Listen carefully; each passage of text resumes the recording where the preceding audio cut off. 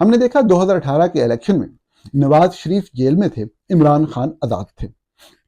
ये फौज की गेम थी और फौज अपनी गेम के लिए अदलिया के इदारे को इस्तेमाल कर रही थी।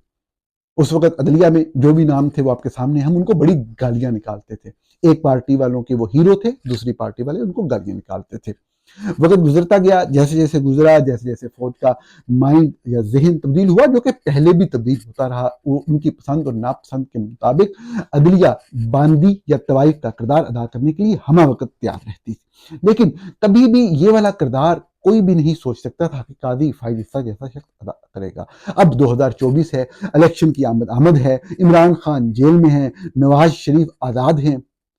हमें तो इससे कुछ सरोकार नहीं, हमें सिर्फ ये पता है कि ये सब वो हो रहा है जो फौज चाहती है, और फौज की बांदी या तवाइफ का किरदार अदलिया अदा कर रही है जस्टिस कादी फाइज ईसा की सरबराही में।